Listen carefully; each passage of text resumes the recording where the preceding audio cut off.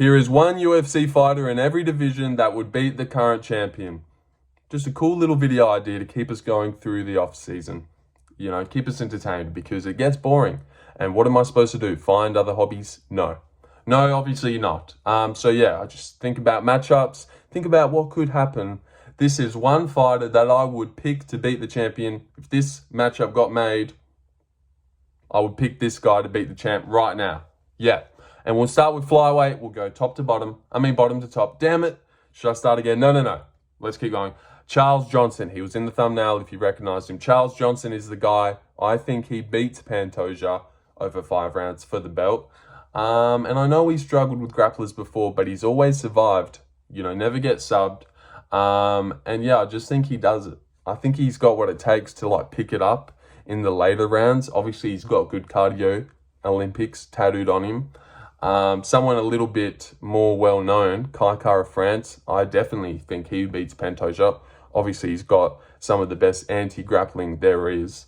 Also, shout out a little bit to Josh Van. He's got a good style to do it too.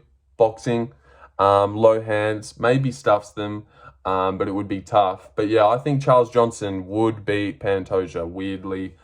Just edge out a split decision. He's very similar to what Royval did, but I think he has more sturdier initial takedown defense. Royval's a bit flimsy, hence why he's probably taller. But yeah, I think Charles Johnson does it. I think he has the cardio to do it over 5 rounds. Maybe he wins, but maybe Pantoja wins, obviously. But I think Kai Kara France definitely beats Pantoja, and I think they made the Manel versus Royval fight, so Manel can beat Royval. Then they're going to do Kai versus Pantoja. Kai's going to beat Pantoja, and then they're going to do Kai versus Manel for the belt. You heard it here first. Just a little prediction while I have you. That's why they did that. Manel will beat Royval, and then Kai will beat Pantoja, and then bang for the belt. Crazy fight. And that's flyweight done. Charles Johnson is the guy. I think he wins weirdly. But, you know, Pantoja can definitely win. Yeah. Bantamweight, I didn't really have anyone. I put Peyton Talbot. I definitely think he could win. But also I think there's a chance that Merab just puts his pace on everyone in that division and beats them all. You know, I'm not sure. Umar's obviously a good chance to win. And I think Peyton Talbot could even beat Umar. I don't know about this guy. I just think when someone has an eye and a weird knack for throwing punches, you just can't go against that. And Peyton Talbot can throw punches better than everyone in that division. Yeah, that was maybe too far. But seriously, I feel like his timing is different. So yeah, Peyton Talbot is my bantamweight one, but let's move on from that one because I really do think Merab can just beat all of them as well. Featherweight, well, this one's obviously easy. We all know who beats Ilya. No one. No one beats him at all. So let's move on to lightweight. Hey, Ilya. Hey. No, but seriously, featherweight, William Gomez maybe has a weird style, just like teeping, weird leg kicks and stuff at range. But I would pick Ilya to beat everyone in that division. But also, shout out to the Lord himself, John Silver. I think he could definitely give Ilya problems as well. Because like Peyton Talbot, he's got weird timing that you just can't teach.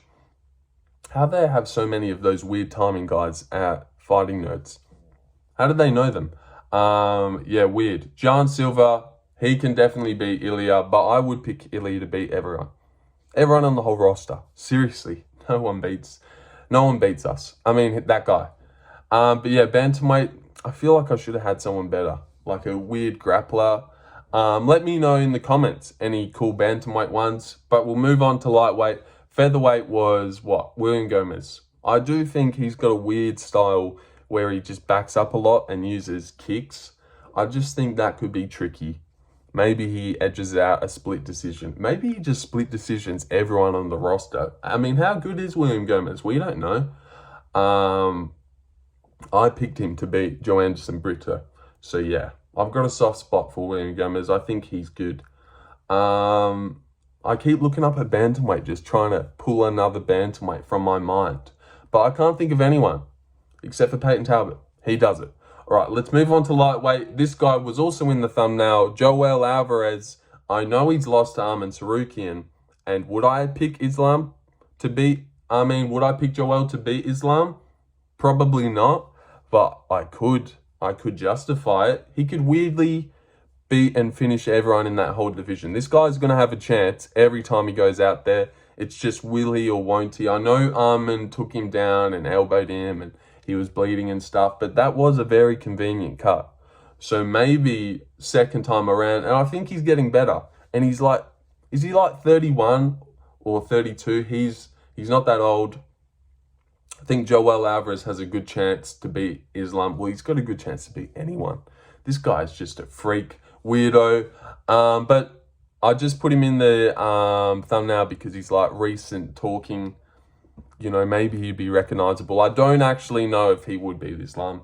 Ludovic Klein, I wrote down as well. Sick takedown defense, good striking. I think he has a good chance. Rafael Fiziev as well. He would have a good chance. Just anyone with like explosive initial takedown defense. I mean, Ludovic Klein's takedown defense is disgusting. So seriously, he would have a good chance. And also Arman Sarukian obviously does, but he's like fighting him in a couple weeks. So I'm not going to put him. I want like little niche people that we know about that are good, but you know, maybe you wouldn't think beats the champ right now. But I do. I think Joel Alvarez has a good shot to beat Islam Makhachev or Arman or anyone. Seriously, he beats a lot of people, weirdly. But then on another night, he might just get wrestled. I don't know. Welterweight, Bilal. Yeah, who beats Bilal? No one. No, JDM does, obviously, but JDM's like too obvious. I mean, you knew I was going to say JDM. So Alban Elliott, Alban Elliott's got sick takedown defense and weird boxing. I think he has a good shot to beat Bilal Muhammad, maybe. But yeah, Jack Della Maddalena or Michael Morales. I don't actually think that guy's that good, and I think a lot of people beat Michael Morales, but he's got a good style against Bilal. I mean, you just got to find someone with a weird style. And honestly, anyone on their night can beat Bilal, but then Bilal could just maybe beat everyone. He's like Marab. But Jeff Neal, I feel like we got to throw his name in there as well because he still has legendary takedown defense. So maybe he just does it again and beats Bilal. Who else? Mainly Jack Della. I'm very confident Jack Della beats them all. I reckon Shavkat beats Bilal, goes to 20-0. Another decision, or maybe finishes Bilal. Yeah, finishes him, and then Jack Della sleeps Shavkat in the second round for the belt. Shavkat 20-1, Jack Della 19-2, whatever he is at that point. Yeah, welterweight, Jack Della. All right, this video is going quicker than I thought. I thought this might be like a 20-minute one. It's going to be like a 12-minute thing. So yeah, but maybe that's good. Just a quick little. Let's have a discussion about fighters that might beat the champion, maybe. Middleweight. Now, when it comes to middleweight, I think the better question to ask is not who beats Dricus, who doesn't beat Dricus. Seriously, this guy's an anomaly. Who the fuck doesn't beat Dricus in that division? I reckon they all do. They all do. And I know I put Fluffy Hernandez in the thumbnail, but that's just because he was 10 and he had green shorts. So I feel like color-wise, it worked well. I actually don't think he beats Dricus at all. And I do think a lot of people do beat Dricus, but I feel like Fluffy's like a better matchup for Dricus. And maybe he could beat Dricus. Fluffy can beat a lot of people, but I just think soft-bodied, not a lot of power. I think Rick Dricus probably runs over Fluffy. But someone like Jack Hermanson on the outside, I just threw a leg kick into my bookshelf. You didn't see that, but I did it. But Jack Hermanson, yeah, weird striking on the outside, back foot, good grappling as well, defensive grappling and stuff. I think he's got a good chance. I mean, maybe Jack Hermanson just schools them all, honestly. You don't realise how sneaky good that guy is. And I like how he just comes every year, beats one guy, and then just leaves. I mean, when's the last time you heard the name Jack Hermanson? Seriously. What a weird guy that guy is. Also, Nasruddin Imavov. I mean, seriously, I know I was joking before when I said who doesn't beat Dricus, because I actually do think that Dricus might beat Jack Hermanson and finish him, might beat Imavov and finish him. I mean, I'm not going to doubt Dricus again. I think this guy beats a lot of people, but then I think a lot of people beat Dricus. It's like a weird one where, I mean, anyone could, but then also no one might.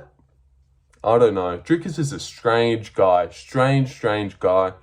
Let me know if there's any other middleweights you think could beat Dricus. I actually don't know. I can't think of anyone that I would confidently pick to beat Dricus. But I reckon I would pick Imavov. But I reckon I might pick Izzy to beat Imavov. It's weird. It's weird how matchups and styles work. Light heavyweight. Now, this is a bit of an easier one for everyone. Who beats Alex Pereira apart from, well, obviously Jamal Hill in a rematch easily. Hey, Jamal, you easily get that one done. Mistakes happen. But yeah, obviously, other than Jamal Hill, who beats Alex Pereira? I mean, this might be a strange one. Umar Sy. I reckon he weirdly could, just because I know he would shoot a takedown. I mean, I don't even know who we could really trust to shoot takedowns on Pereira. That division's so silly. Ankalaev is obviously a good one, but he's going to fight him soon. And he's like too high level. So I wanted to find more of a niche one like Umar. Just find someone that you can trust to shoot a takedown and they might have a chance. We're yet to see someone. I mean, Blachowicz did. God. Ankalaev definitely should. I also put Olberg there just out of my Oceania, Australian, New Zealand bias. But I think Olberg's got a good chance, but probably doesn't. But yeah, Umar Sy, I reckon he weirdly does. I mean, I know he would shoot a takedown in the first 2 minutes, so at least I've got that. And he likes to take the back and stuff. I know he had a weird one with Dallin Jong, but you would say Dallin Jong's got better takedown defense than Pereira. You would say that, yeah. So I don't think that's too bad of a take. Heavyweight. Well, what I've wrote for heavyweight, I wrote no one beats Tom. Now, because we've got 2 champions in this weight. So it's like, take your pick. But I've covered all my bases. No one beats Tom. Tom beats John. Nuzachukwu clears the universe. That's what that says. Clears the universe. Clears it all. Yep. Nuzachukwu, shout out to Nuzachukwu. I mean, he weirdly just stomps out John Jones, does he not? Teeps and knees in the clinch. God. I actually do reckon Nuzachukwu gives John weird problems. I don't think he gives Tom any. No one beats Tom, like I said. Seriously, I wouldn't pick anyone to beat Tom. And there is no one to pick to beat Tom ever. That's ever existed. Seriously, this guy beats anyone that's ever walked the face of the earth. But John, I mean, a couple of people. Let's get weird with John. Who beats John? Spivak on his night. Almeida? No. But yeah, Nuzachukwu definitely does. Ryan Spann, when he makes his announcement to the heavyweight division, he will too. Yeah, a lot of people beat John. Mick Parkin probably takes him 5 rounds and like weirdly gets a split. Yeah, good video from me.